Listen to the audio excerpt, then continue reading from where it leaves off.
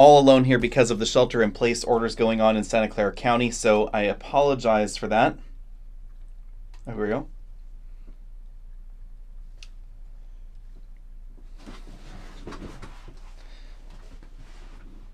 Hi everybody out there, welcome to our Friday night live show that is a little bit earlier than normal. This is the lunch edition since I have not eaten today.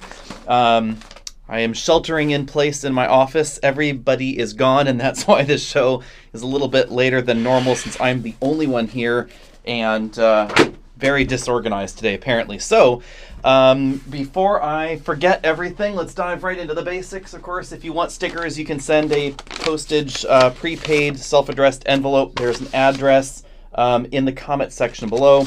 Put your address on an envelope, stamp it there, and then mail it to the P.O. box that is listed down there in the the description of the video. These will probably be going out after the coronavirus scare, since theoretically I'm not supposed to be going to the post office unnecessarily and handling the post office box. We do have new lapel pins if anybody wants to join us. I would mention that if you are a member over at patreon.com, that these little guys right here apply only to the YouTube members. So if you want one of these and you're a Patreon supporter, go ahead and cancel over there. Patreon honestly is kind of a pain in the butt. And so we're attempting to transfer everybody over to memberships with YouTube. So you will get one of those little guys, a bunch of other stuff as well. And you will have access to our videos at least 24 hours in advance. The caveat there is if there's an embargo on a video, then clearly we won't be able to share all of that too much earlier than normal. So let's dive right into some of the questions here, if I can actually get the YouTubes to cooperate today. The chat tool thing is pretty strange in YouTube Live, so let's see here. First question here we have... best vehicle to own for the zombie virus apocalypse. Oh, that's quite dark to start the day off. Best car to own. Probably something very simple and reliable. Maybe an old Toyota Land Cruiser, something along those lines. That wouldn't necessarily be a bad buy. Perhaps an old Willys Jeep, something along those lines. Let's move along here. Deposit for a new Cadillac XT4. But this custom order is ability to get the car next 2 to 3 months. Might cancel my owner. Yeah, that's definitely going to be a problem here. So a lot of folks are definitely noticing that production has stopped or slowed down for a lot of vehicles. There are still a few companies out there that don't have their factories closed, but they're getting a lot of pressure since it does seem to be a little irresponsible, perhaps, for that to be happening right now. Let's move along here.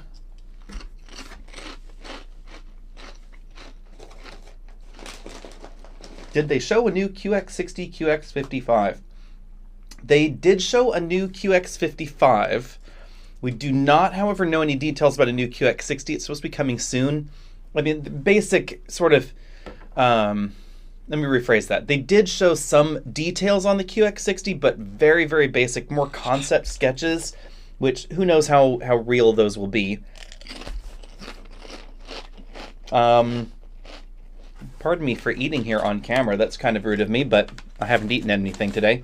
So, the weird thing about the way Infiniti did that event was they showed us a QX55, which essentially is a QX50 that has been stepped on in the rear. So it's the four-door coupe shape, basically there. The interior is right out of the QX50. Very, very minor changes. And then they took all of our phones away, so we couldn't actually take any pictures of it. It's going to drive the same. It has the same tires, same wheels, etc. I have no idea why that is so late. I think that should have just come out right at the same time. The QX60, all we got were some artist interpretations of what the interior could look like. It actually kind of reminds me a little bit of some Genesis vehicles in terms of the overall styling direction, but we'll know more later.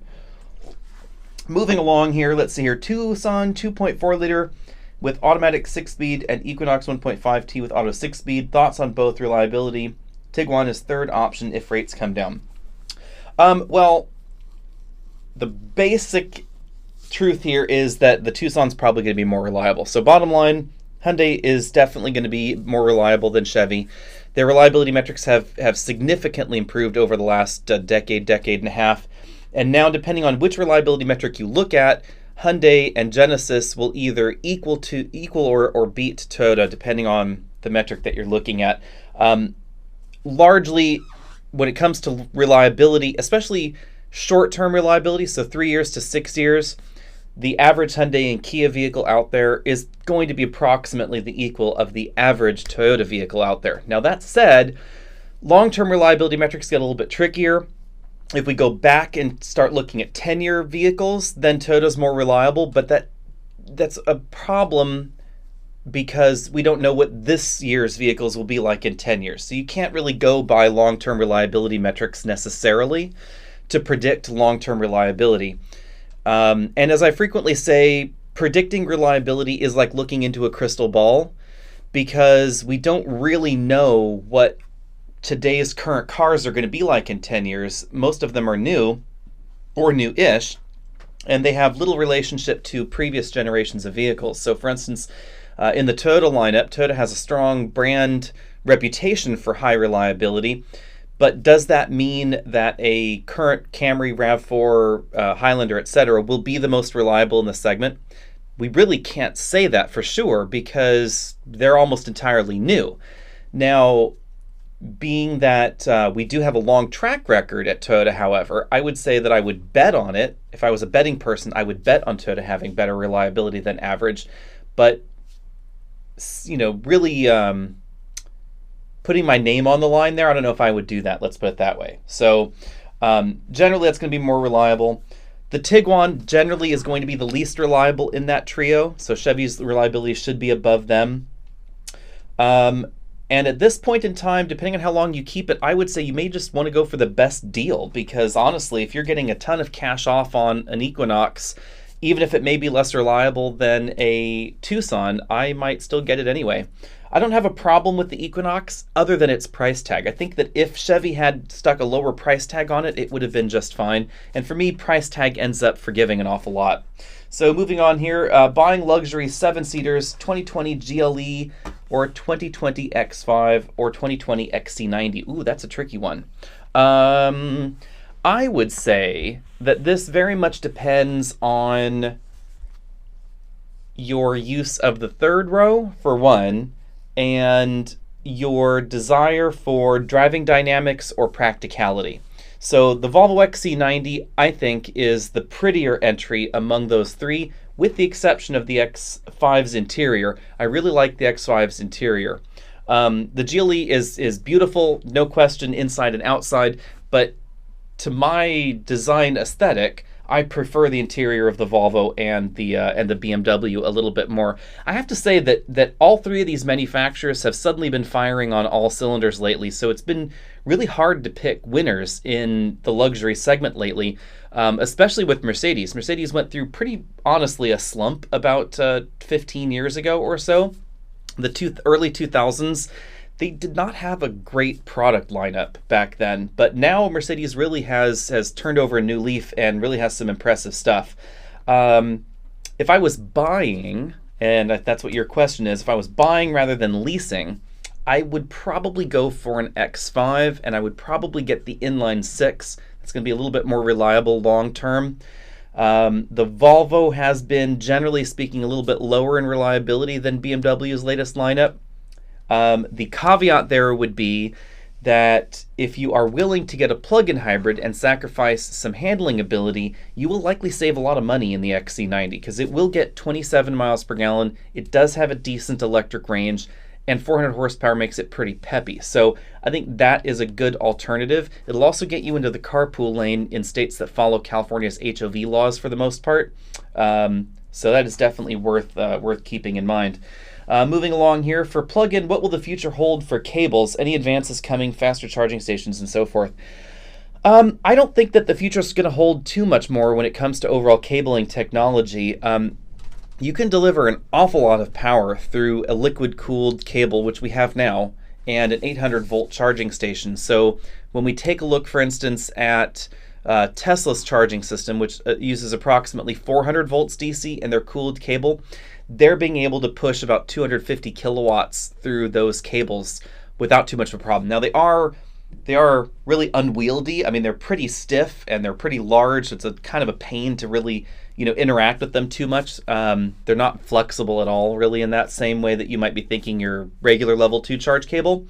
But that said, if you bump up the voltage, you have the current. So if you double the voltage to 800 volts, then you could be delivering 500 kilowatts through theoretically the same cable that Tesla is delivering 250 kilowatts through now, and probably the same cables that Electrify America and Ionity are using for their charging stations at 270 kilowatts to theoretically 350, which is where their charging stations max out now. So those can probably go a decent amount higher on that same cable.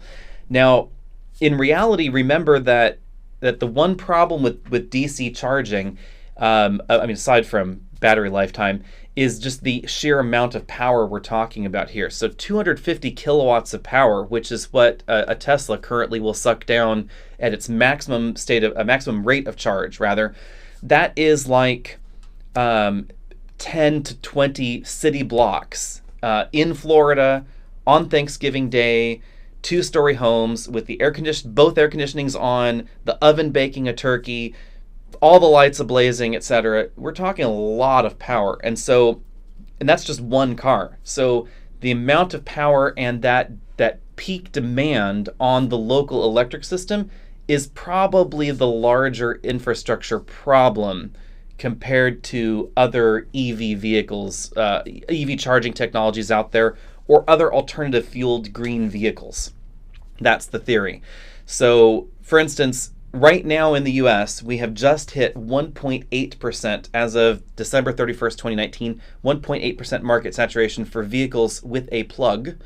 And remember that when we're talking about vehicles with a plug, that includes plug-in hybrid vehicles. So pure battery electric vehicles, as I recall, are actually less than 1% of US new car sales in 2019. So we're not talking about a whole lot of cars out there. And if we did have a model where we see plug-in hybrid and battery electric vehicles being purchased by people that do not own their homes, right now the demographic for battery EV purchases, specifically Tesla purchases, to be honest, because the vast majority of EVs out there are Teslas.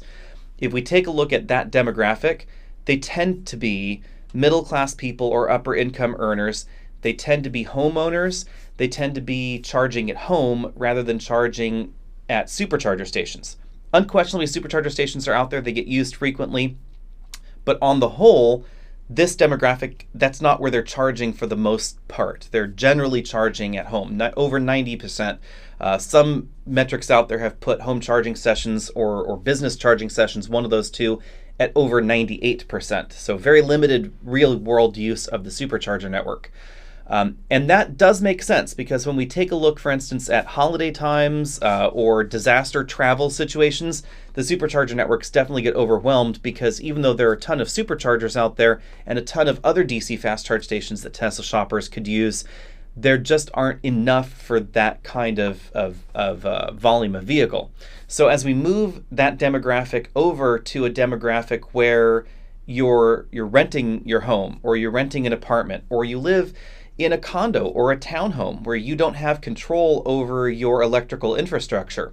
So say you're in even a townhome ownership style situation where you have more of a communal garage setup or the garage is on joint metering with the homeowners association, something along those lines, then it's a little bit trickier because that kind of user may want to use a supercharger station as their only method for charging their electric vehicle. And that could cause a lot of infrastructure problems. So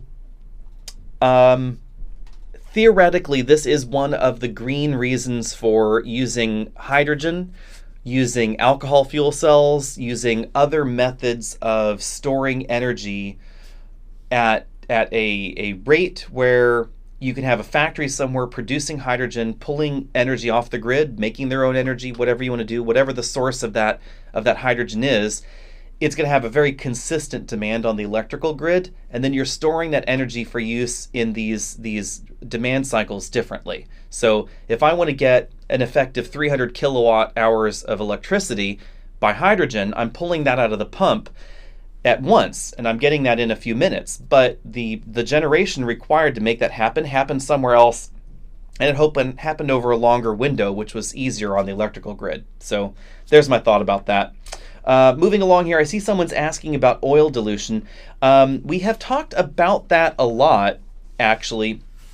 And oil dilution is, frankly, not as common as some people think, number one. And number two, I'm not entirely clear how pervasive the problem is. There are a number of issues here. So first one is when we have forums and we have, frankly, outlets like Scotty Kilmer, hope he's not watching,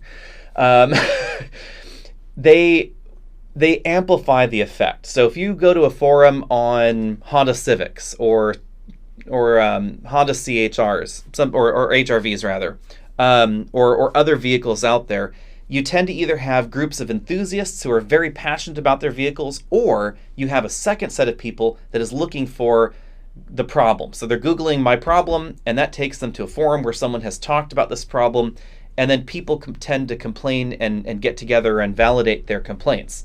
So in these situations, you cannot look at those forums and say this is a pervasive problem necessarily, even if there are, say, 1,000 people that have the oil dilution issue, and they've all collected on a Honda CRV forum. The problem with this is Honda sells almost 500,000 CRVs just in the US with that engine every year. And Honda is selling, as I recall, according to Wards, about 2 to 2.5 million of these engines every year in North America. So we're talking about a huge volume of engines. So 1,000 people with a problem is actually statistically very low. Now, that said, this particular problem can happen, and it can happen in any modern engine design that uses low friction rings and lightweight oil. And that would go for a bunch of new hybrids out there, a bunch of high efficiency turbos. We don't have this problem reported, but I could expect to see it, for instance, in General Motors 1.5 liter turbo, in their new 3-cylinder turbos, in the Hyundai Kia 1.6 liter turbo, etc. And what happens is the rings in the cylinder are low friction rings, so they don't press against the walls of the cylinder as hard as a traditional ring would, and the overall design allows a little bit more tolerance there in order to help reduce friction and improve fuel economy. This can allow some gasoline to actually go down the sides of the cylinder in these engine designs, and then interact with the crankcase oil. So the gasoline can coat the cylinder walls. Theoretically, piston goes up and down in the cylinder. You could have some of that gasoline end up in the crankcase oil, diluting the crankcase oil. Now, gasoline is very volatile, so as long as the engine is hot and it is running at its operating temperature, even if you have some gasoline go through there and into the crankcase oil, all engines will have blow-by, all engines will have some gases, some fuel end up in the crankcase. It should vaporize, and it should then get sucked back into the air intake using the crankcase ventilation system, ultimately end up getting burnt, be a non-issue. The problem is if you live in a cold climate where temperatures are, say, near freezing regularly, and you drive your vehicle very short distances where the engine cannot get warm.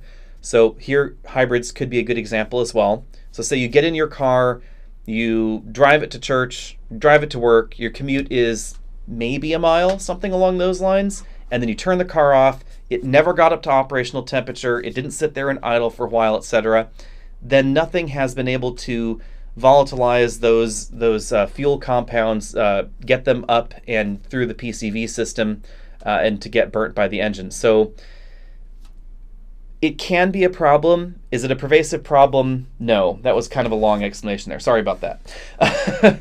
Moving along here. Yas is saying 80% of people charge overnight. the number actually apparently is higher. So again, it depends on which metric you look at. Some metrics put that up to 98%. Moving along here, did the K900 ride that firmly for you? I would say no.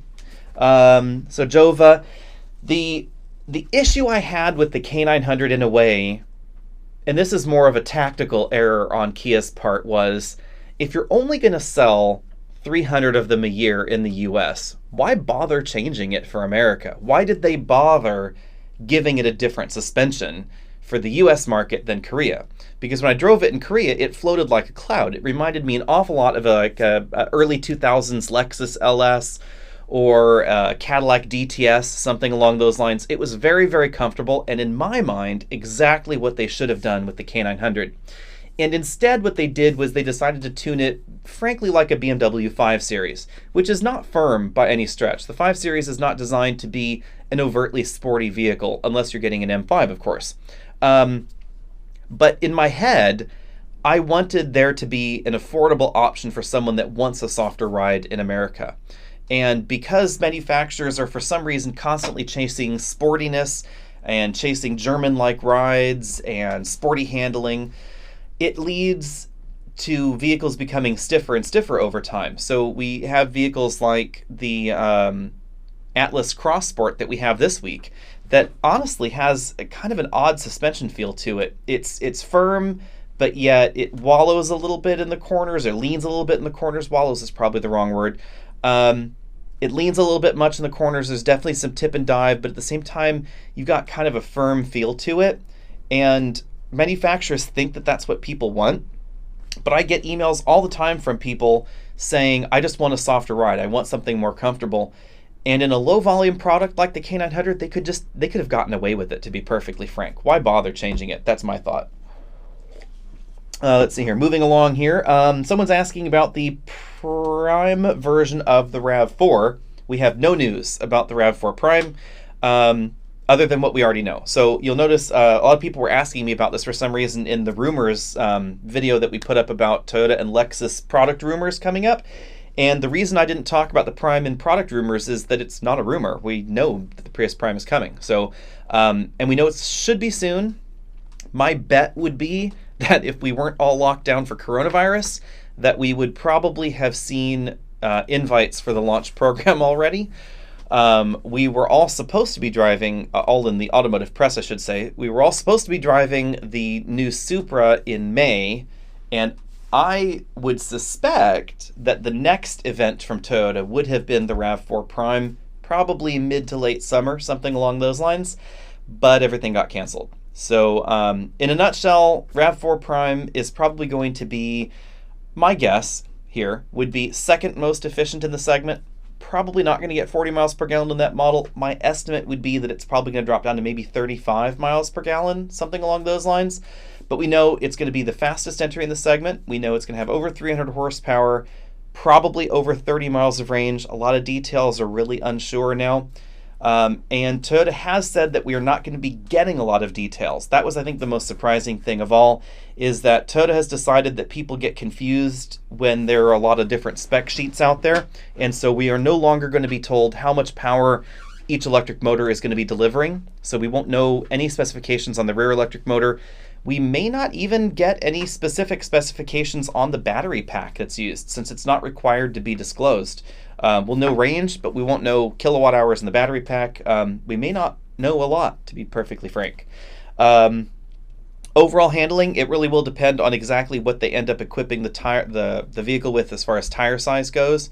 The RAV4 is already one of the better handling options in the segment, so I suspect that if they go a little bit wider, everything should be fine.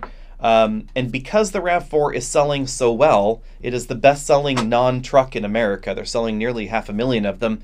I would not be surprised if Toyota decided to make some sporty versions here and there, but we'll see. Let's move on here. For plug-in hybrids, do you think we will ever get to wireless charging or something easier than cables? I am very lazy. You know, we are seeing some movement in that direction, but I doubt that we're going to be seeing a lot of coordinated movement around that, for the simple fact that you lose a lot of efficiency with wireless charging. So if you're wireless charging your smartphone, for instance, this isn't a big deal. So, my iPhone here can charge at 10 watts, as I recall, wirelessly. Maybe it's 7.5, I don't remember. But either way, the wireless charging loop in the phone and the wireless charging loop in your desk or your pad or whatever it is, the combined charging efficiency there is maybe 80%. So you're losing 20% of the power. And if you're talking about 10 watts, that's not a big deal. So maybe you give it, 12.5 watts and you get 10 out. There's your 20% loss. But if we're talking about charging a car, when we're talking about charging at 10 kilowatts, then all of a sudden losing 20% is A, a big deal, and B, makes a lot of heat. So you have to be able to deal with the heat or charge slower so you don't get as much heating, and also generally deal with the relative loss in efficiency, which is definitely going to be a bummer. There's already a reasonable amount of loss in EV charging systems. Remember that nothing is 100% efficient. So depending on whose numbers you look at, it could be between 5 and 10% efficiency loss. So if you're adding 20% to that, that could be a big deal. Moving along here, will Volvo offer a T5 all-wheel drive for the S60? I don't know. That's a good question. Possibly not, but they may be offering some of their hybrids and plug-in hybrid systems with different motor configurations. I'm not sure how dedicated they are to their absolute base trims and that sort of thing. Let's move along.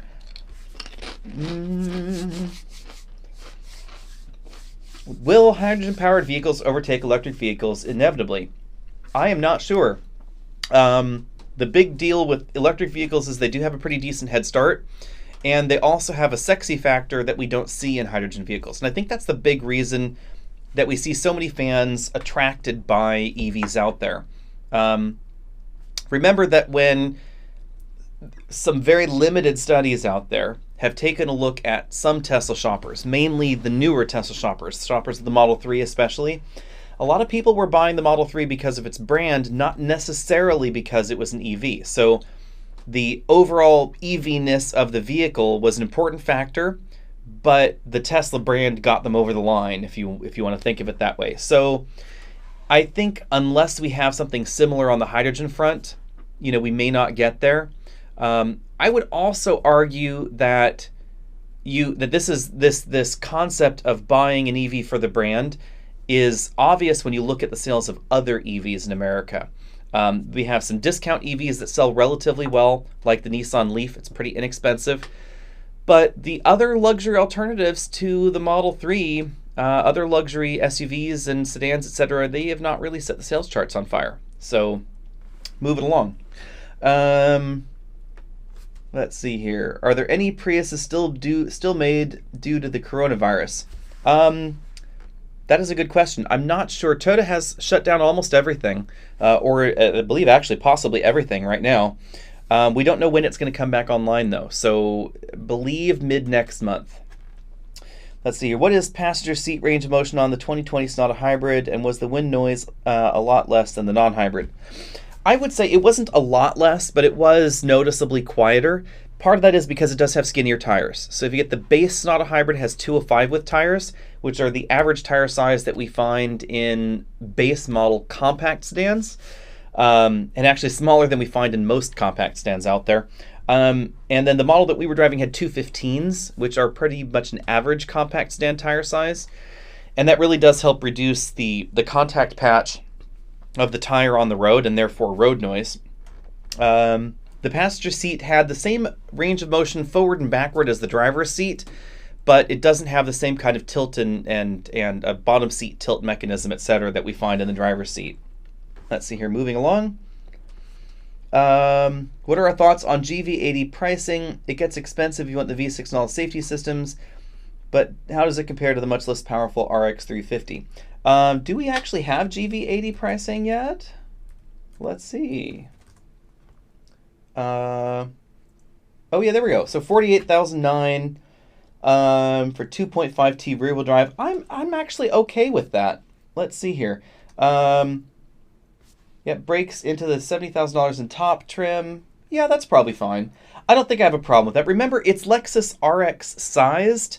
So if we look at an RX 350 here, for instance, the RX 350 starts at, pull this up here. Everything is slow because of the coronavirus. Hopefully everybody is having okay video out there. I know that we had some issues earlier when we were running tests because even though we have a quick connection here, everything is so overloaded. So GV80 2.5T standard 48.9 versus 44,150 for the RX350. I'm kind of okay with that. We do get more power out of it. It's probably going to be faster. Even though the 2.5T is theoretically not as exciting on paper as some of the engines we see in front-wheel drive competition, remember that the rear-wheel drive setup is going to actually be more efficient at sending that power to the rear. And a lot of front-wheel drive vehicles either have power limitations or they just can't transmit that much power through their torque converter at lower speeds, etc. So overall performance is probably going to be pretty good. And that is definitely less expensive than the German competition. I would say that the Genesis is going to compete a little bit more readily, a little bit more directly with the X5 and the GLE than the Lexus RX. Clearly, there's a lot of consumer cross-shop there in the Asian brands, but Genesis is going in quite a different performance and handling direction than Lexus with their crossover. Let's move along here. How do you rate the hybrid systems, Toyota versus Honda versus Hyundai, pros and cons? Ooh, that's an interesting one. There are definitely pros and cons overall. I would anecdotally say, this is true but not true, that part of the reason I think that we see manufacturers like Honda and Hyundai and et cetera going after different variants, different hybrid systems out there is that all the good patents were taken already. And while that's sort of joking, it's sort of not either. There are a lot of reasons to use the planetary hybrid power split system that we see in Toyota hybrids. And again, remember that it's not just Toyota. So Toyota, Ford, General Motors, and Chrysler, Fiat Chrysler, use the same design hybrid system in most of their vehicles. The exception is the Ford Explorer, which uses a system that's quite different, a little bit closer to Hyundai. But the way that that system is designed makes it intrinsically very simple, so high mechanical reliability because there's not a lot going on. There is more complex software that has to go with it, but overall the system has high reliability because of its lower mechanical complexity. The Honda system is not too far off of that, but because serial hybrids are inherently less efficient than other mechanisms of delivering power, and Honda has argued this one ad nauseum, but I still don't buy it. And I'll talk about that in a bit. The Honda system has been pretty reliable. It also is pretty quick. It feels like an EV. It also gives us, I think, better regen braking than the Toyota system, but efficiency is the problem. So if we take a look at fairly comparable vehicles in real-world driving, often the Toyota system will be more efficient than the Honda system.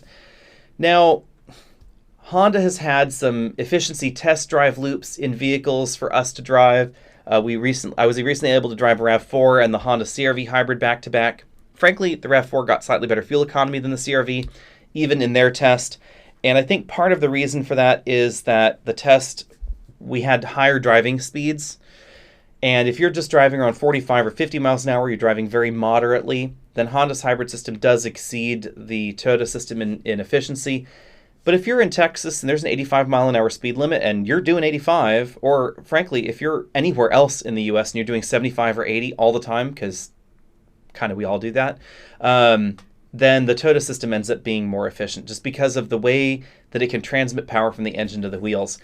The Hyundai system is honestly, I'm a little surprised that they're sticking with the system for so long. It makes a lot of sense in some respects because it allows them to use components that exist already, but it does seem to have slightly lower overall reliability.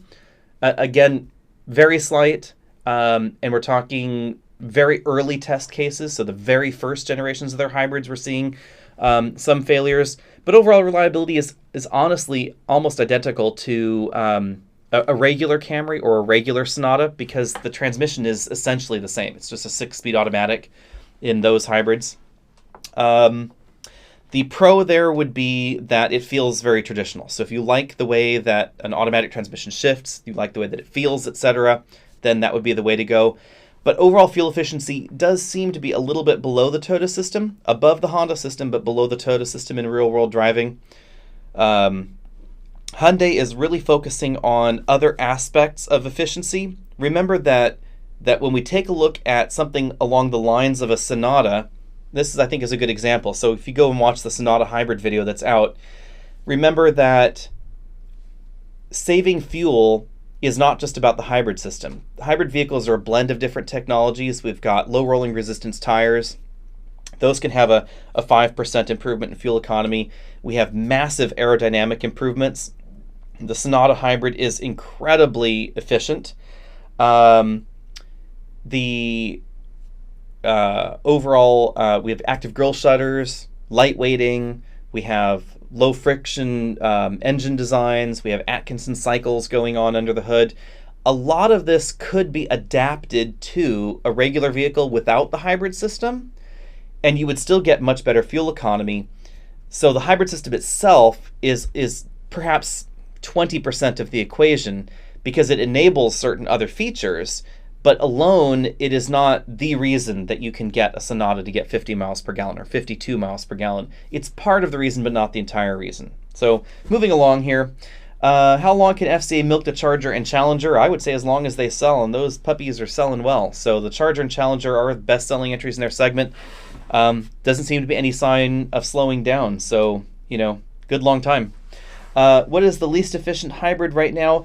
That is probably going to be the Outlander plug-in hybrid. The Outlander is really not a very efficient vehicle, and oddly enough, the Chevy Volt was pretty inefficient as well, even though it no longer exists.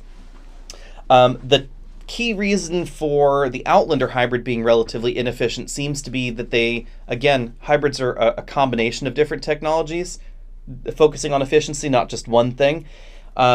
And the Outlander doesn't have as much of a focus on those other things, improving aerodynamics, lowering rolling resistance, etc., as well as the fact that the hybrid system that's in the Outlander just does not seem to be a very efficient system. It's a true serial hybrid under a very large number of driving situations, and that's just not efficient. So generating mechanical power from the engine, burning gasoline basically, generating mechanical power, moving that over to a generator, generating electricity, moving that to a rectifier so that way you can create DC, and then moving that to a charge controller, bumping or altering the voltage however it needs to be altered in order to charge the battery, or sending that over to an inverter that then has to re-invert the power and then send it to the electric motor that's driving the vehicle down, can result in up to up to a 20% loss. So if you're starting with 200 horsepower at the beginning, you could lose 40 horsepower in the process, and then you've got to run that power through a reduction gear set or some transmission in order to get it over to the wheels. And in a mechanical automatic transmission, even if the torque converter clutch is open, you might get a 20% power loss for a moment. But overall, automatic transmissions are pretty efficient. So if you've got an automatic transmission that loses 20% of everything that you stick in it, you've probably got a 70-year-old automatic. Moving along here. What kind of system does the Prius have? The Prius has a planetary hybrid power split system like we talked about earlier. That's really the only one that Toyota uses. There are a lot of different variants of it. Some where they've added multi-speed automatic transmissions, some where they've added auxiliary planetary gear sets, but the core of the design is a single power split, what they call a power split unit, which is a planetary gear set. And that's the basic principle going on there. Let's see here. Would a 2000 to 2004 Colorado be a good starter car? Thanks from Canada. I suppose it would depend on how old you are. I don't know if I would buy a young driver a pickup truck as a new car. Number of reasons there would be the relative safety going on, just from a crashworthiness perspective. Crashworthiness, especially of an older vehicle, lack of active safety, and the fact that it's going to be a rear-wheel drive vehicle with a very light rear end, so it's not going to be the safest vehicle overall to learn on. If you're an older driver and more cautious, then I don't think that's terribly a problem at all. Moving along here. Do we know when we'll learn about the 2021 Kia Optima? I would bet that that's going to be a little bit delayed because of all of the drama going on right now in the world. But I would suspect that we should start knowing things a little bit later this year, probably at the end of summer. Sven is asking, why are hybrids so expensive to insure? Honestly, I haven't noticed that. The insurance on our RAV4, for instance, is actually the same as it was for the non-hybrid, so I don't see any difference on that. If you're getting a very expensive insurance quote for a hybrid vehicle out there versus its non-hybrid component, I would say it's time to start shopping for a different insurance company. Hybrid Subarus coming besides the Crosstrek. I would assume so, but we really haven't heard any rumors out of that, which has surprised me a lot. I was expecting that we would see some additional hybrid systems based on the Toyota collaboration that we do see in the Crosstrek. It makes an awful lot of sense. It could be that there's some production constraints there. It is using a lot of Toyota componentry, and it is being built in a factory that also builds Toyota transmissions. So it could be that priorities are going to Toyota products. And I do know that Toyota cannot build enough of the hybrids that they already sell. It's also worth noting that there is a global shortage on battery and battery components. So that could be playing into that as well a little bit. That's part of why we see such long lead times on plug-in electric vehicles, battery electric vehicles. It's also why we don't see the Kia Soul EV in America yet, because there just aren't enough batteries around for that. So I'm sure we'll see it soon. I just don't know exactly when. Let's see here. My neighbor claims that a 2-minute fill-up for a 90 kilowatt-hour battery may be possible with a new type of battery, thus eliminating range anxiety. That's 2.7 megawatts. Any thoughts? My thoughts are that's insane. So, I mean, theoretical possibility, we're not that far off of a battery being able to do that. Now, how far are we from being able to do that safely and efficiently and with a warranty? I think we're a long way from all that. We also are a long way from being able to really deliver that kind of power. 2.7 megawatts is a ton of power. You could bank that power in batteries, and that's what Tesla has been suggesting here, is that we create on-site battery storage for power. So you're drawing it out of the grid gradually, storing it in the battery packs, and then delivering it quicker to the vehicles right there on point of sale. The trouble with that, of course, is that you're losing even more power, because now you have inverted and rectified the power an additional time in order to get it into the battery of the vehicle. So there are a lot of technical problems along with that. I think that we are a decent amount of time away from a vehicle with a battery pack that size that will charge any more rapidly than we're really seeing right now. Moving along here, Infiniti Q60 3.0 Turbo or Lexus RC350, which one would you buy? I would get the Q60. It's just more exciting and more fun, to be perfectly honest. I think it's also a little bit prettier. Now, the interior is a little old, but I think I can give that a little bit of a pass because it is fun, and you're probably going to get a better deal on it, too. So there are a lot of deals going on at the Infiniti dealer right now, especially right now. Any projections on the upcoming Sorento hybrid horsepower for the talked about 2.5T? The 2.5T, we don't know too many details now. It's probably going to be the same output that we see in the Sonata, so probably about 275 horsepower. It's definitely going to be a replacement for the 3.3 liter V6. Miles per gallon projection for the Sorento hybrid, my guess would be that it's got to be the same as the Highlander hybrid. So the Highlander hybrid, I'm sure, is the target for them fuel economy wise. So I would expect 35 to 38 miles per gallon, somewhere in that range. Now, whether it gets there or not, we don't know, but that's my expectation. We do know it's going to be a little bit less powerful, I believe. It's going to be about 220 horsepower, 225 horsepower, so a little bit less powerful than the Toyota hybrid system. We don't know any details on towing ability or anything along those lines, but we do know it's going to use the same essential 6-speed automatic transmission, probably the same electric motor that we see in the current generation Sonata hybrid. So really all they've done is they've swapped out the engine for a 1.6 liter turbo engine, and that is going to be their newer, more efficient 1.6 liter turbo that we also see in the Sonata 1.6T, but for some reason not the Sonata hybrid. How's Ford, FCA, and GM doing financially? Generally speaking, they've been doing okay. FCA may arguably be in the better financial condition. They've all seemed to be reaching out, finding new financing deals, etc. The burn rate is the question there. Any company out there is going to have financial difficulty burning literally billions of dollars a month. There was a report out today, for instance, that Volkswagen, having its factories closed, they're burning through $2 billion of cash at the moment because they can't produce anything, can't sell anything. So it is definitely going to be a worry if this really does continue for longer than a month or so. And who knows, there may be some extra fire sales going on to really help that. Let's see here. Do you think Kia will continue with niche models like the K900 and Sedona? They definitely seem to. So the logic with the K900 mainly is that it's good for the brand, for someone to go to the dealer lot. Maybe there's one K900 there, maybe there are two K900s there, and say, wow, that's what Kia can do. That's kind of the only thing the K900 exists for in America. Now, outside America, and it makes sense when you think about the outside America part. When you go outside America, the K900 sells well for its category in its domestic market of South Korea. It also sells relatively well in the Middle East. So a second generation of the K900 was going to happen anyway. And if you're going to design a second generation anyway, you might as well design it suitable for all of your markets to be sold, America included, and have a flagship vehicle that does whatever a flagship vehicle could do. But Kia was fairly direct in saying that we probably will never see any K900 commercials. It's probably never going to be in an ad on its own in any way, shape, or form. And they don't really seem to be pushing it too hard in that way.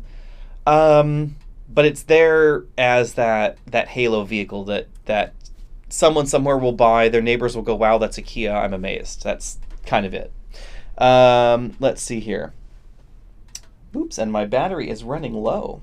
So will the Stinger get the new 2.5 liter turbo? It probably will, but we don't know exactly when that's going to happen. A lot of details are pretty sketchy on engine lineups there. And since I am all alone right now, I am going to have to grab my power cord. So I will be back in just a few moments here.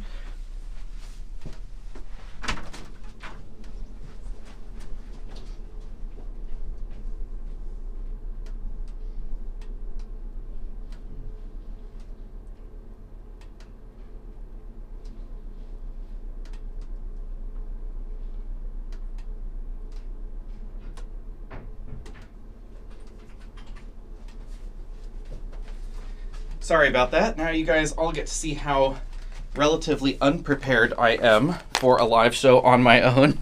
Apparently power cords are essential, and it is not something that I bothered to get. So, Stinger with 2.5 liter turbo.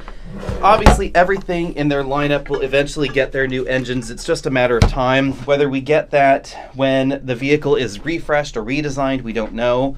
But generally speaking, most manufacturers will eventually replace older engines, older transmissions over time. Some car companies will do that without refreshing anything else. That generally tends to be European car companies. So for instance, when Volvo introduces a new engine or a new transmission, oftentimes they will toss that into the older vehicle for commonality's sake. But how often will they do that without redesigning the vehicle in the mainstream? Not quite as often. They're mainly concerned with reliability and things like that. So let's see here.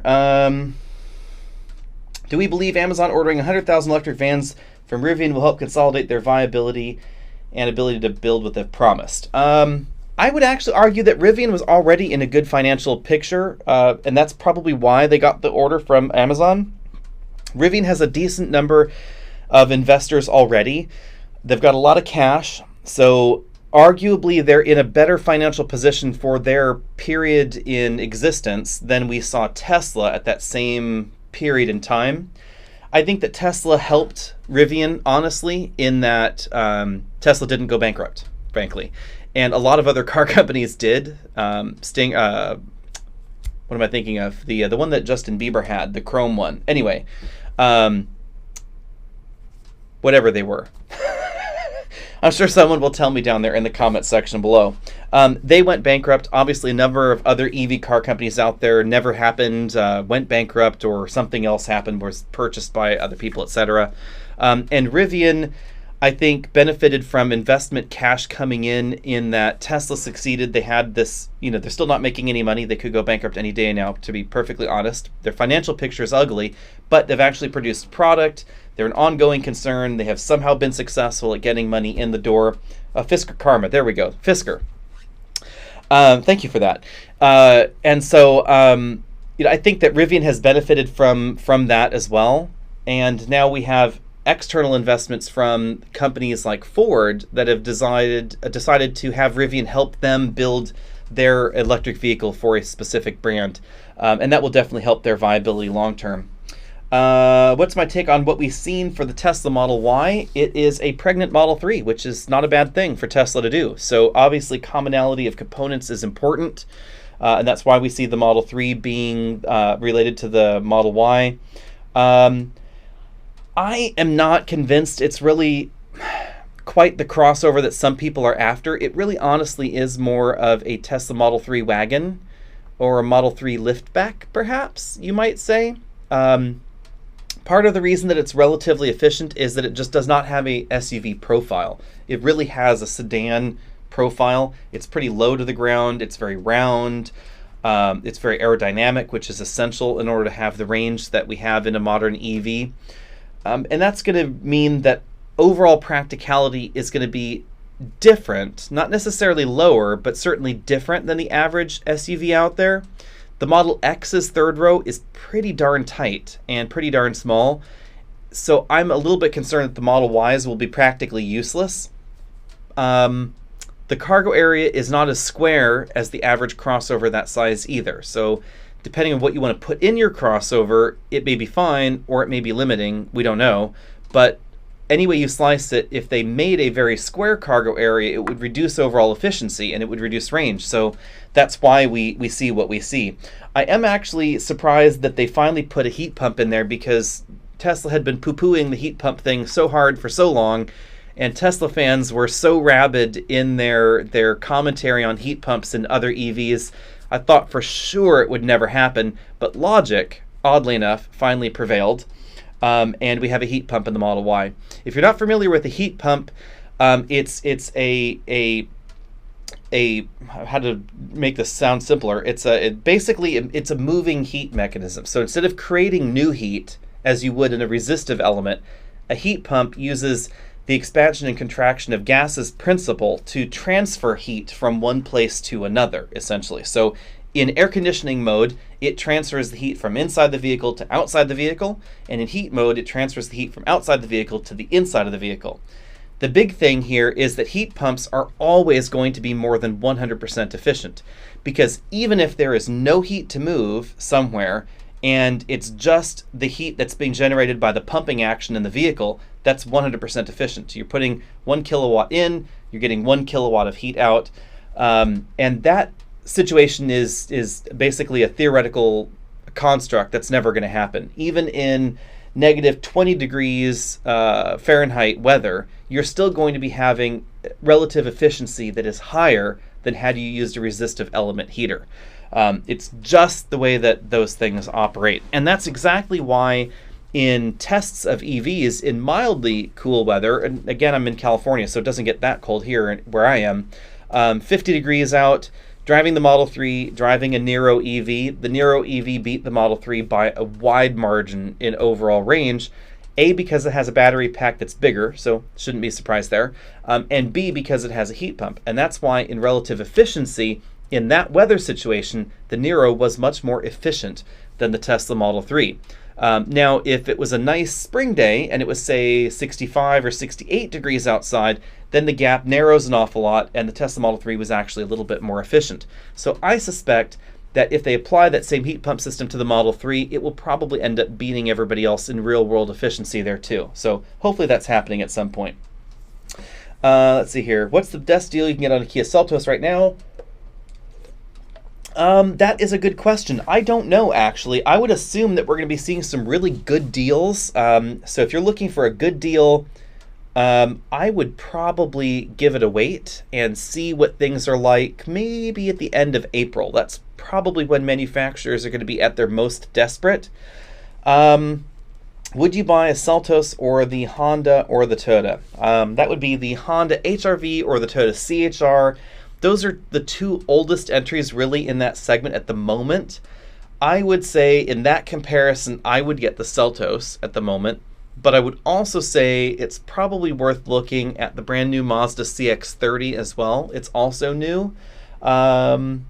And perhaps something along the lines of the Chevy Trailblazer, which is going to be also new and coming out very shortly as well. So those would be good things to look at as well. Moving along here. What is the most useless car? I don't know, the one you don't like, I guess, would be the most useless car. Let's see here. What does Infiniti have to do to get back to greatness? Oh, that's a tricky one. I don't know. I'm interested to see if Infiniti can get their mojo back with their electrification strategy. So they theoretically are going to go all in on electric vehicles, both battery electric vehicles and essentially serial hybrid electric vehicles. So their new mode here is they're going to be using the hybrid system that we saw Nissan talk about for a while, where it is a true serial hybrid. There's never a mechanical connection between the engine and the wheels. They supposedly have dialed up the efficiency as much as they possibly can. And the claim is that this will give them gasoline range and electric vehicle performance. And if they can do that, then I'm truly intrigued, because one of the big things that we see from Model 3 shoppers is that they love the performance. And they love that instant acceleration that you can get in the Model 3. And up to this point, a lot of manufacturers have been very cautious about delivering that same level of performance in their battery electric vehicles, mainly for warranty reasons. So when we take a look at vehicles out there like the upcoming Polestar 2, battery electric versions of the Mercedes-Benz GLE and GLC, the upcoming EQC, for instance, and the Audi e-tron, the Jaguar I-Pace, etc., those manufacturers were very conservative in their power delivery. The e-Pace logically could, or I-Pace rather, logically could compete with a Tesla in terms of overall acceleration. There's no technical reason that they couldn't, but the most likely reason that they chose not to is that they were worried about overall reliability and dependability of the gear sets, the motors themselves, the battery pack, etc., in allowing that kind of rapid power dissipation. So if Infiniti can do that, and they do have a lot of EV experience with the Nissan Leaf, then that should be really interesting. And I think design is a big thing. Nissan, honestly, I think needed to invest a little bit more money in Infiniti, and they've just let Infiniti languish with the same product for a while. I like the Q50, I like the Q60. There's nothing wrong with them. In fact, just commented I'd take the Q60 over the Lexus. But I think they needed a little bit of refreshing. The new engines that they put in them were great, but I wish we just had more. Let's put it that way. More new product, I think, is the way to go. Let's see here. What 3-row vehicle has the tightest third row? That's probably the Lexus RXL. It has a nearly useless third row. It really is just there as an absolute emergency. Moving along here, Kyle's looking for a first car. I have $10,000, need a reliable, newer, stylish vehicle with good gas mileage. Any thoughts, hybrid or not? I would say with $10,000, if you're looking to just spend $10,000 and not finance anything, then you probably would want to go for something that has good reliability metrics in the age window that you're looking at. So this is where you could dive into an issue of Consumer Reports. Take a look at those reliability metrics for cars that you're looking at. I would say you may be able to get a relatively recent Toyota or Honda product that has their active safety suite of technologies on it. You might be able to get into something like that with that amount of money. The other thought would be if you're willing to finance something and put a decent amount down, for instance, then you're probably going to get a really good deal with essentially 0% interest on something like a Nissan Kicks, or a Honda HR-V, or a Hyundai Venue, something along those lines. Those vehicles would give you the modern active safety technologies that we are starting to see in almost every new car out there, and they could be relatively inexpensive. So if you can go up to $17,000 or $18,000, you could just barely get into some of those new vehicles. You would find those safety gadgets there, and so I might be willing to step up to something along those lines. Moving along to the newer questions here. Were you impressed with the Cadillac XT4? Um, ooh, Cadillac XT4. That's a tricky one. Yes and no. I mean, I liked the XT4, but its price tag is frankly nearly $10,000 too high. I think that if the XT4 was priced like the new Buick Encore GX, it would be a winner. But Cadillac's pricing structure needs a lot of work. The XT4 that we had was more expensive than the most expensive Range Rover Evoque. And although the XT4 handled well and was nice on the inside and was comfortable, etc., I don't think it deserved a price tag that was higher than the most expensive entry in that segment. For the price tag of the XT4 that we tested, which was a heavily optioned one, it was $60,000. And for $60,000, you could buy a bunch of stuff. You could buy you could buy a Mercedes-Benz CLA and a crossover from some other manufacturer. You could buy two cars, or you could buy the M Performance version of the BMW X2, or probably the upcoming plug-in hybrid version of the Volvo XC40, etc., and still have cash left over. That's my problem with the XT4. So, if you got 10 grand off of the XT4 and you're looking at a lower end trim, then I would probably be okay with it. And unfortunately, that plays into some of the other questions I see here. Is why is GM's pricing so high? Manufacturers tend to fall into the trap of never being able to sell a product at full price. So if you've got consistent cash on the hood, it's very difficult to stop having cash on the hood. So it would be next to impossible for General Motors to just say, sorry, for 2021, we are lowering the price tag on the Equinox, but we're no longer giving any offers. So you see this in a lot of businesses out there. I've worked for businesses in the past that joked that they could never sell a full price service ever again because of the constant discounts, and it's true.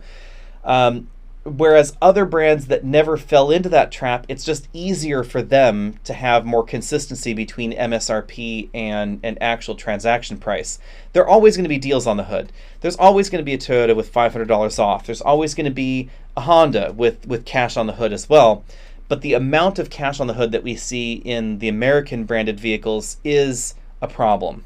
And it's a problem of perception rather than reality, I would argue, because in reality it does not cause a functional issue for the consumer that is wise and is shopping with this in mind. So you are going to the dealer and you're taking a look at, say, a Toyota pickup truck versus a Ram pickup truck. Well, a Toyota pickup truck may look like a good deal to some initially, but then remember that you're going to get $8 grand off the hood of the Ram pickup truck, and that's going to make an awful lot of difference. And then some folks will say, well, that causes a problem with resale value, and it does not really. It causes a problem with resale value perception. And what I mean by that is, if you've got, say, we'll take a RAV4 for instance. If you have a RAV4 for $40,000, and after 3 years, it's worth $20,000. You've got a 50% depreciation there. But say you have a Chevy Equinox that sold for MSRP'd for $40,000, and then 3 years later, you're able to only sell it for $10,000. You say, well, that's got a 75% depreciation. Well, perhaps, but what did you pay for that Equinox at the beginning? And if the answer is you paid $30,000 for the Equinox, not $40,000, then you actually have the same amount of depreciation in your Equinox in reality as your RAV4.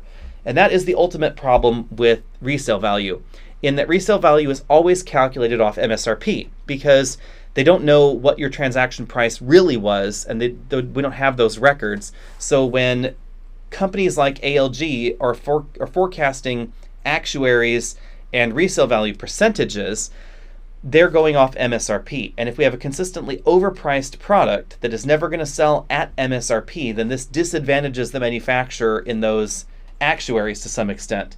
But that does not mean that in reality for the average consumer out there that it's going to be a problem, if that makes sense. So moving along here, thoughts on the RAV4's Toyota 4Runner's exterior looks. Do you think the next gen will improve? I actually don't mind the way the 4Runner looks. I'm kind of okay with it. So if you are not a fan of that particular look, then what we see at Toyota so far is more of that look. We see the RAV4 basically looking like a mini Tacoma. A lot of the spy shots that have come out seems to indicate that Toyota is continuing down that particular truck look. So I don't expect the new 4Runner, Sequoia, Tundra, or Tacoma to really change too much in terms of the overall aesthetics there. So moving along here. What was my car buying decision-making process like when I was in my 20s? Oh, it was bad. I was like, I like that car. I want that car. I don't care if I can afford that car. That was pretty much the decision-making process. So moving along. I wish it was more logical. If it was more logical, I'd have more money now. What did you like most about the Sentra you had, disliked the most? That's a good question. So the things I liked the most about the Sentra, honestly, were the styling. I think the Sentra is very attractive. The Sentra's exterior and interior are both very attractive to my eye. The most attractive entry in that segment, I think, is the new Mazda 3, but I think the Sentra comes in pretty close. It's not quirky like we find in the Corolla or the Civic. It wears the proportions better than the Forte or the Elantra. The Forte and Elantra, and I'm talking about the current one, not the new Elantra, they both are scaled down versions of bigger vehicles as far as their overall styling. But the Forte kind of looks like little brother in big brother's clothes that don't quite fit sometimes. So I think that they did a good job on that.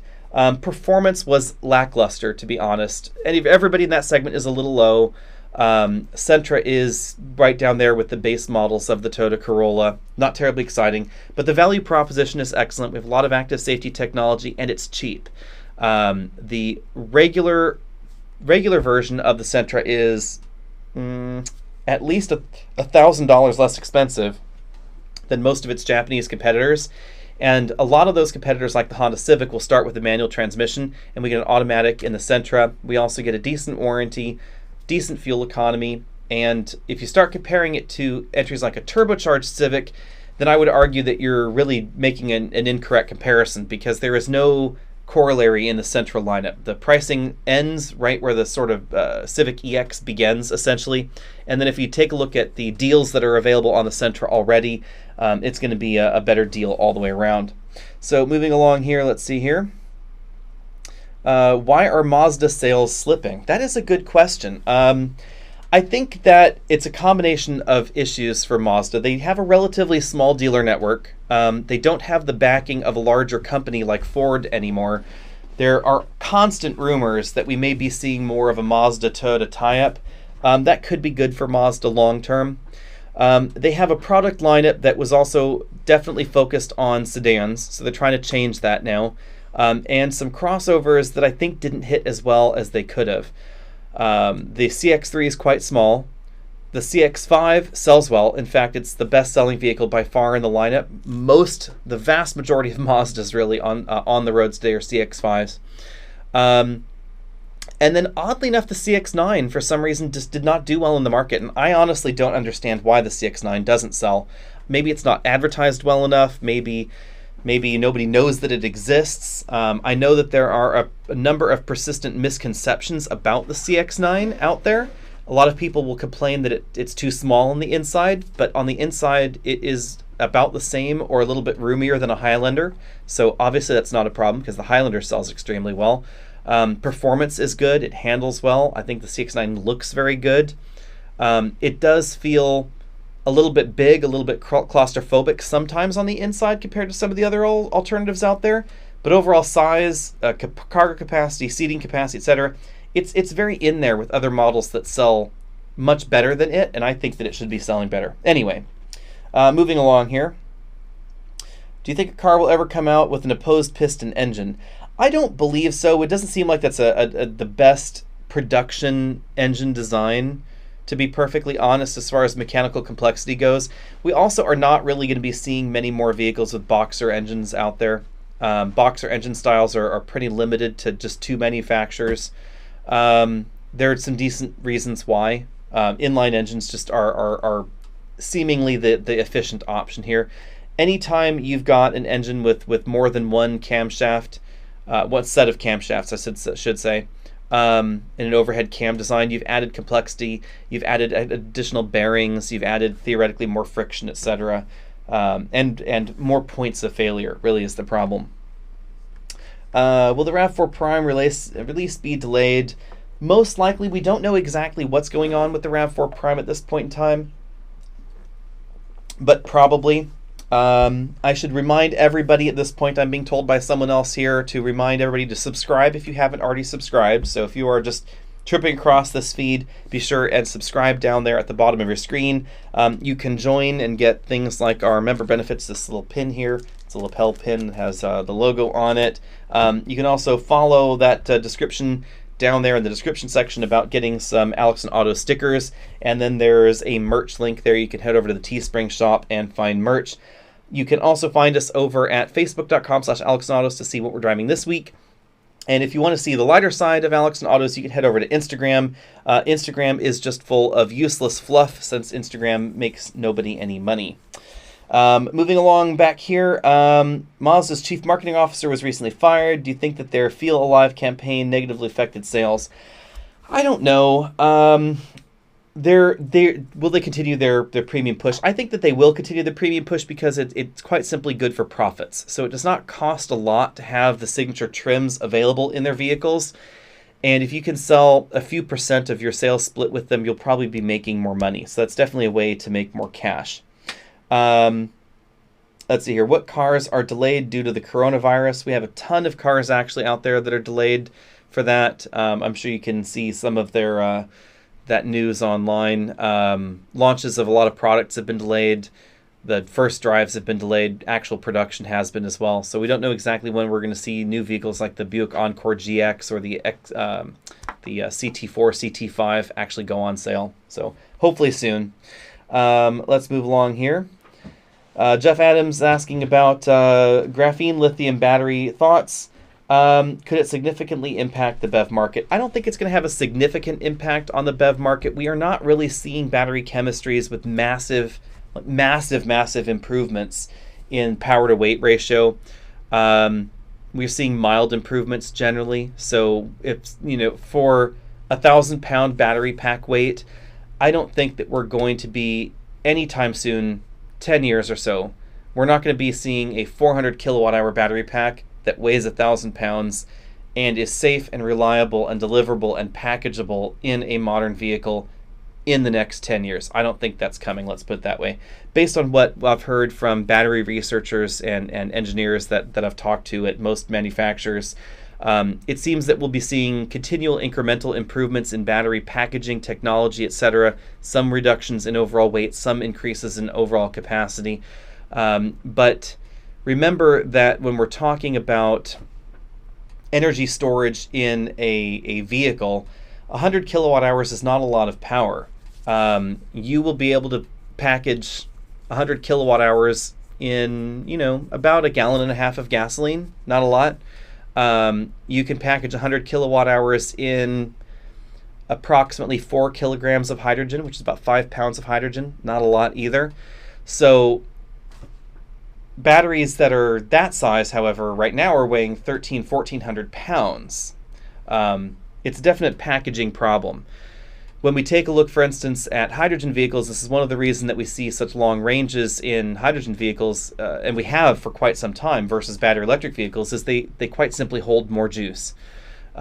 Even accounting for the relative loss in efficiency in the fuel cell stack in the Nexo is only about 60% efficient. The amount of energy available to me is about 160 kilowatt hours or so. Completely full to completely empty. So getting a complete fill, not a problem. Not being as efficient, driving, etc., not a problem, because any way you slice it, my Nexo, beat it hard, use the air conditioning, use the heater, whatever you want to do, it's still going to give you about 340 to 350 miles of range. It really does not change terribly much. Cold weather, warm weather, etc. also does not affect the fuel cell efficiency in relative terms. So if it's 32 degrees outside versus 130 degrees outside, the fuel cell is still going to be operating in a very narrow, consistent efficiency window. And if it's freezing or below freezing outside for a battery electric vehicle, there's a decent amount of energy that's going to be wasted both in the ability of the chemical reaction to take place, because the battery is still a chemical reaction, or in power being consumed by heating the battery pack, conditioning the battery pack, etc. That is a reasonable amount of energy expenditure. So moving along here, we'll be beginning a Taycan to review. I honestly have not asked for one, and I doubt that I will. If you want to see my thoughts on the Taycan, you can actually head over to TFL Car. I have a review of the Taycan over there on their channel from the first drive.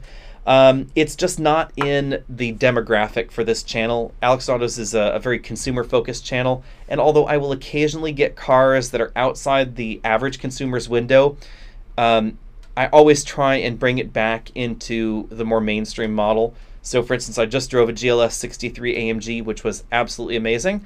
But our review is going to be focusing primarily on the GLS 450, not the GLS 63, even though that was the model that we actually drove. So that's the big deal there. People are asking about this clock. So this is a Nixie tube clock. This is NixieShop.com. Nixie tubes are these Soviet Union style electrofluorescent tubes, essentially, sort of like vacuum tube technology. There's actually a little piece of metal in there that glows inside the vacuum, inside the little clock. They are not cheap. They're not made anymore, and everybody's running on old Soviet stock. It even has a little Soviet CCCP logo on the back of one of them, which is kind of cool and hilarious. And I have a bunch of spare tubes because they do burn out. And you will need the spares. Let's put it that way. That's why there's a little motion sensor, so that way it only ever is on when someone is there to see it. Helps improve the lifetime of the tubes. Let's see here. What EV will be reviewing next? That is a good question. I'm trying to get my hands on a Model Y. So we don't know when that's going to happen. If you are watching and you have a Model Y at home, feel free to reach out to us. Let us know if we can borrow it. Other than that, we're probably going to try and rent one or see if we can find another outlet that has purchased one and then drop in for a visit. So we'll let you know how that goes. Moving along here. If you had to get two hybrid vehicles, one for daily commute of 30 miles one way and one for two toddlers, what would you get? That is an interesting question. So,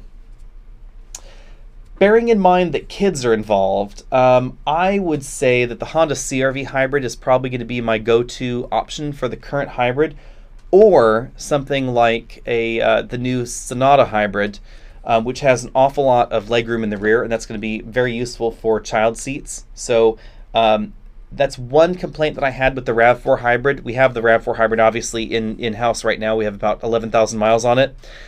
Is that it is pretty difficult to fit an adult up front, and especially a rear-facing child seat behind. There's just not a lot of room going on there. Definitely have more room in the Honda CR-V. Or you could move up into something like a Toyota Highlander if you're willing to spend a little bit more. The Highlander gets very impressive fuel economy. It is a lot more expensive than the RAV4 though, so it is in a different category. But I would definitely keep those vehicles in mind. And then any of the hybrid sedans should be just fine. The Camry hybrid, the Accord hybrid, even the Clarity hybrid actually is great. The Clarity is a plug-in hybrid, so if you're looking to shift some of your consumption over to electricity, I think that's an excellent option in this segment at the moment. Someone is asking, will we ever see fuel cell vehicles in other states like Tennessee? That is a really good question. We don't know, but we do know that Nikola, the company that is trying to make hydrogen fuel cell big rigs, is supposedly interested in a 50-state hydrogen fueling network, very much like the supercharger network that we see over with Tesla. So if they can actually do that, they have promised that they will have not only the higher volume nozzles for filling a hydrogen fuel cell big rig truck, but also some of the lower volume nozzles that would be used for filling hydrogen fuel cell vehicles like the Nexo, the Clarity, and the upcoming 2021 Mirai. If that happens, then I could foresee manufacturers selling those vehicles in other states. Part of the trouble, it's a chicken and egg problem. We don't have a lot of stations. We don't have a lot of vehicle options.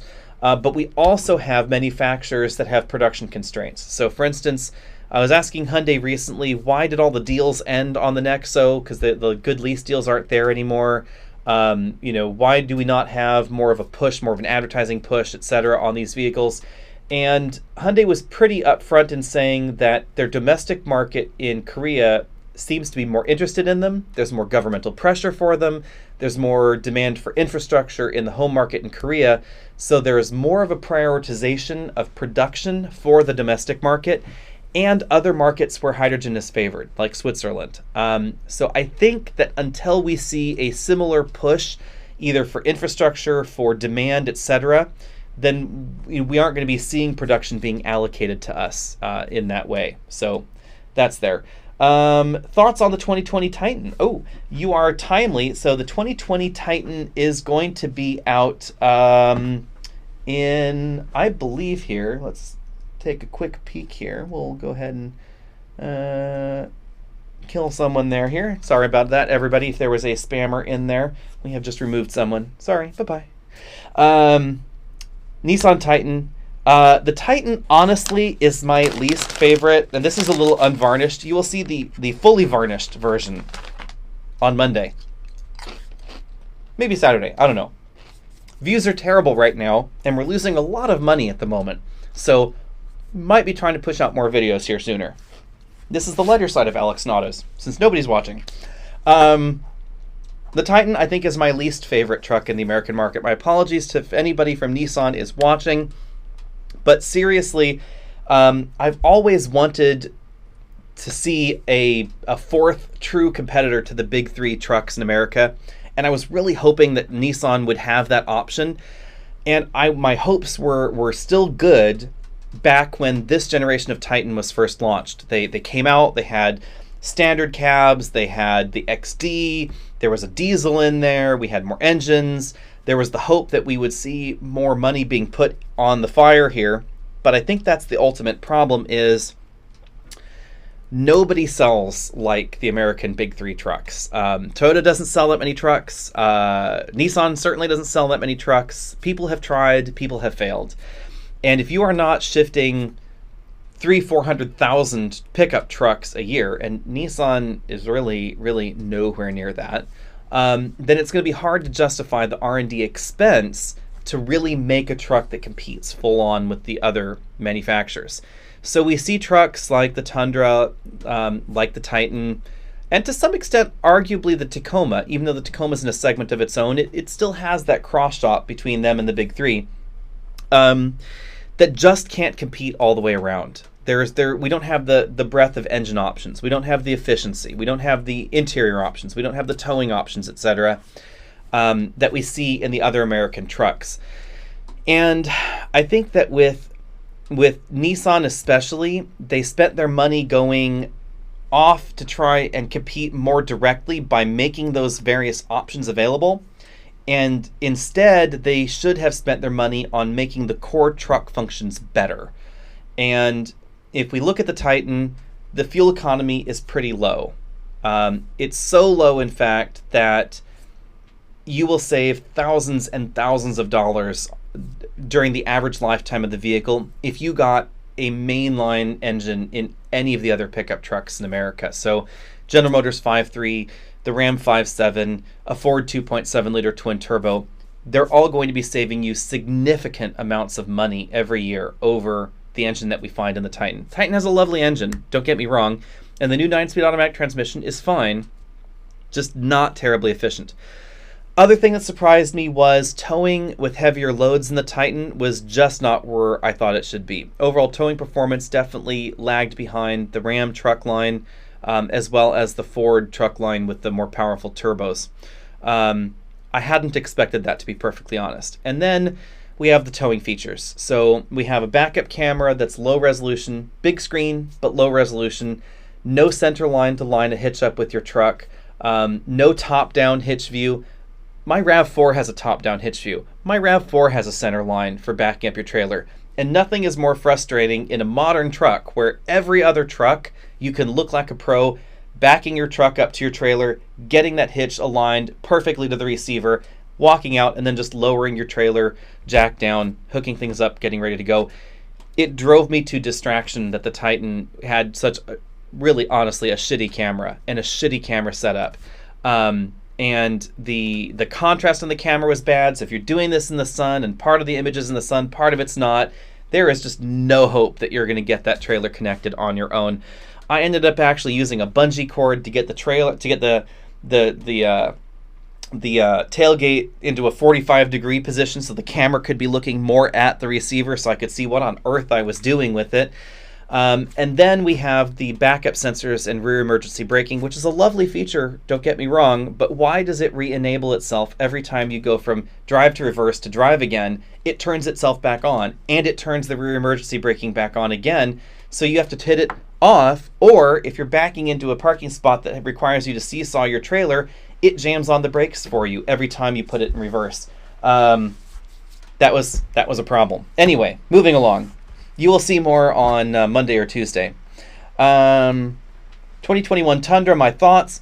I'll be interested to see when it comes out. I've been really hoping that Toyota will focus heavily on fuel economy, which is something that a lot of folks have been missing in that segment. So if they can give us a Tundra, even if it can't tow or haul like the American trucks, even if, as I suspect, it's going to be a very limited range, we're probably not going to be seeing the same breadth of body styles that we see in the American trucks, even if it's a more limited one. However, if they really focus on overall fuel economy, I think that the Tundra could be a really interesting option there. Let's see here, moving on. Will the Lexus LM come to North America? Supposedly not. They've been pretty upfront that the LM is never going to come here. Let's see here. Will we be reviewing the Audi A6 Allroad? Probably. They don't have it in the press fleet, which is weird. I'm not quite sure why Audi doesn't have that. Joe Taylor's asking, why do we think our views are down? Mainly because nobody's buying cars. So every auto site that I know of that is car buyer, car shopper centric, and generally our demographic is right there with that. Views are down about 25 to 30% because car sales are frankly in the toilet. If you're a site that is focusing more on entertainment, then views seem to be up because people are bored. But if you've watched any of our videos, you will know that they are not that entertaining. So that is a flaw. Moving along here, someone is asking, torn between a Subaru Crosstrek versus Forester Outback. If you'd pick one of the latter two, which one? I would probably go for the Outback. The Crosstrek is a little small, and the Crosstrek plug-in hybrid's cargo area gets even smaller. So I would probably Outback. Now, as far as safety technology, I know that Subaru does do a good sales job there, but honestly, when it comes to safety and safety technology, gadgets and gizmos, I prefer the safety gadgets and gizmos that we see in Toyota and Honda products, to be perfectly honest. The main two reasons for that are the way the adaptive cruise control behaves. It's a lot smoother in the in the Toyota product line. The Honda product line's radar adaptive cruise control is a little iffy. But the active safety technologies that we find in most of the competitive products are also radar based as far as the collision warning and collision mitigating systems, and they are much more efficient at interacting in adverse weather situations. So remember, if the cameras can't see the thing in front of you, then the car can't see the thing in front of you. But generally speaking, radar is going to perform better, not as well, obviously, as if it was clear, but radar will still perform better in rain, in snow, in foggy conditions, etc., than camera setups. So that's generally where I would go. But among those, I would probably get the Outback. Let's move along here. Based on thoughts on Trucks America, do you think the Cybertruck will be successful? I think that they will probably sell a decent number of Cybertrucks if they can get the truck part right. But I don't think that it is ever going to be approaching the number of sales that we see in the American trucks. No. Unibody truck designs haven't generally held out when it comes to overall capability. I am not convinced. We'll see when the Rivian truck actually comes out. But I am not overly convinced that long-term an electric truck is really going to fit the same profile for a tow vehicle, especially as a gasoline or diesel-powered vehicle could. Possibly hydrogen could get us there, but I don't think battery electric vehicles really can at this point in time. Let's move along here. Why do luxury makers BMW, Mercedes still sell their vehicles with halogen headlamps and taillights? Cost. It's all about cost there. LED headlamps are definitely going to increase the overall expense profile. They will probably ultimately move, I would suspect, that they will ultimately move to full LED headlamp designs over the next few years here, as soon as they are redesigning their product line. We don't know exactly when that's going to be for everything, but that's my suspicion there. Let's see here. What do you think about the Atlas against GMC Acadia? Which one would you choose? I would say that depends on whether or not you have kids in child seats. I like the Acadia's interior design. I think it's a little bit more attractive exterior as well than the Atlas. But it's not going to be as practical with child seats. So the Atlas will let you keep 3 child seats latched into the second row and still tilt and slide and get into the third row very easily. We don't see that in very many 3-row crossovers out there, to be honest. And so that is definitely a problem. Moving along here, I've ordered a Mazda CX-30 and it's been 6 weeks.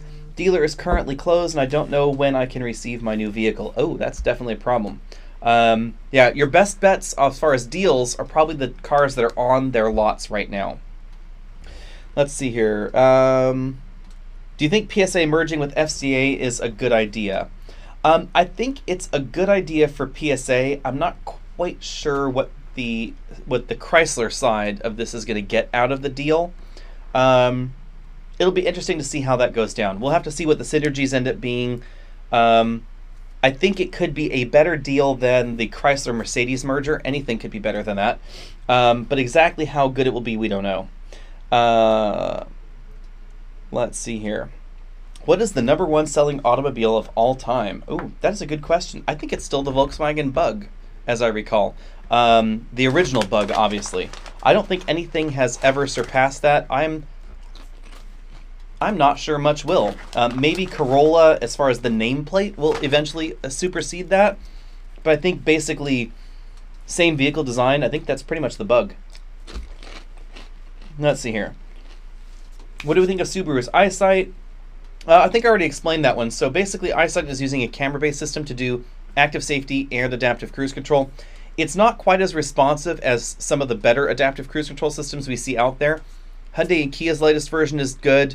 Toyota's version is very good. I really like the Toyota system. It's definitely smoother than the Honda system. The Honda system is probably one of my least favorites. Its interactions with traffic are very herky-jerky, and this goes for the Acura system as well. It waits a long time before it applies the brakes. It waits a long time before it accelerates. Just not the smoothest adaptive cruise control system out there. And then, of course, the luxury systems are probably going to be the best. So when we take a look at especially Volvo and Mercedes systems, I think are the best right now in the luxury segment, with BMW and Audi very, very close. Those systems are #1. Let's see here. But on the EyeSight side, the big thing again to remember is that we don't have a radar sensor in this system. So it's using the cameras. And if the cameras can't see the thing that you're going to hit, then the car can't see it. So basically, if you can't see it, the car can't see it. And a radar sensor can see things that are not visually obscured or optically obscured. Now, there are still going to be some limitations to radar sensors in adverse weather like rain, hail, snow, fog, etc. But generally speaking, they're going to see through that better than optical-based systems. The downside to them is that they are generally more expensive and more expensive to repair. But costs are definitely going down an awful lot on those right there. Let's see here. So Joe is asking, how many people work at Alex and Autos? Here on the video side, it's sort of 2.5 of us total. And then we're combined with a company that does microscopy and failure and metallurgical failure analysis. So we're all in the same happy club. Alex and Autos came first. The other thing is sort of a sideline that has grown out of this, and we're all just sort of jammed here together, and there's 7 of us total there. Moving along here. Sorry for the phone being on the table. It has been removed. Do you think the Hyundai Elantra will be reliable? The Elantra has been pretty good in terms of overall reliability metrics, so no issues there. EatJat is saying Corolla 49 million sold and counting. I don't think Corolla counts, to be perfectly honest, because it's not 49 million of the same Corolla. And when you take a look at the Volkswagen Bug, you had many more millions of the same bug. So my question there would be, how many Toyota Corollas in each generation did they sell? And that would be the difference. Because when we take a look at the bug changed glacially over time. It was basically the same bug for decades and decades and decades. And we do not see that in the Volkswagen Golf or in the Toyota Corolla. So it depends on how you want to look at this question. Best-selling car of all time or best-selling car nameplate of all time? Nameplate, it would be Corolla or Volkswagen Golf in that region there. But as far as best-selling car of all time, I would argue it is probably still going to be the Volkswagen Bug. So there we go. Do you think Nissan would be better today without Renault? That's a hard one to say. I think they would have been better off if they had actually merged rather than doing this weird alliance thing that they did, which didn't end up working so well. Let's see here. Someone's saying radar sensors in the located at the front of the vehicle could get obscured by...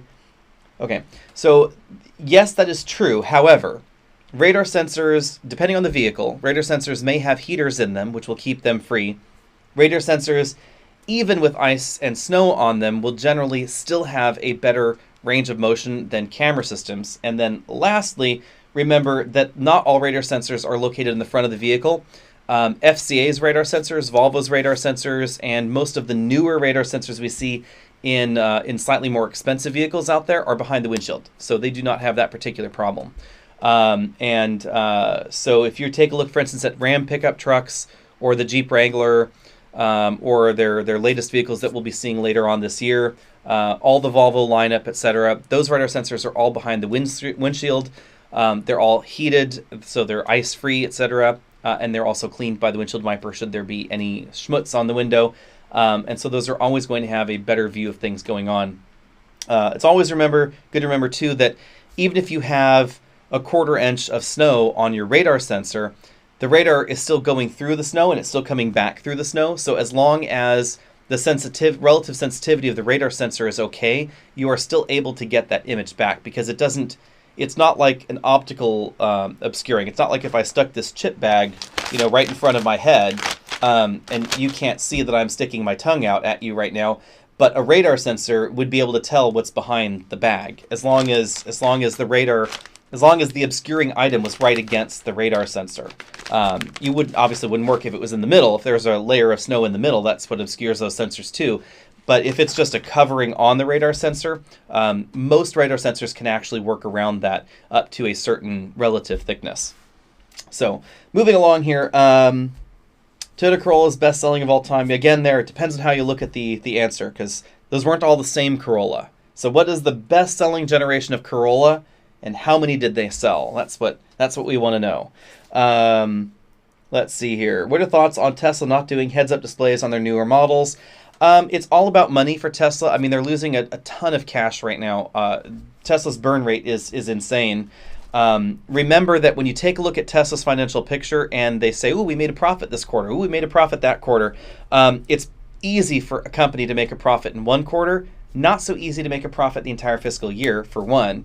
And for second, remember that the majority of Tesla's profit potential at the moment, shall we say, free cash coming in that is good for the bottom line, that has very low, that has no cost of goods sold figure against it. That is all coming from selling their EV credits. So the hope would be, and the hope for Tesla really is that we don't stop selling EV credits, because they're getting hundreds and hundreds of millions of dollars every quarter from selling those credits to FCA, to whoever needs them, etc. And that is the concern. So adding complexity, adding options, etc. to a vehicle that is already selling pretty well, but would cost more R&D money to engineer, is a hard thing to do. It would also make the dashboard designs definitely very different. You notice vehicles that have heads-up displays have to have a bigger hump there because they have to have the optics. They have to have a different windshield. They have to have the everything that goes into projecting that image on the windshield. So definitely keep that in mind. Tesla Model Y or Model X or MDX as a family car, I would probably go with MDX. Remember, the Model Y with the third row is not coming out until next year.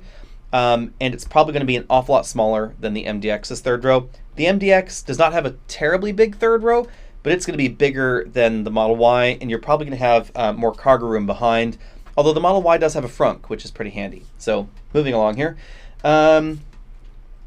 Let's see here.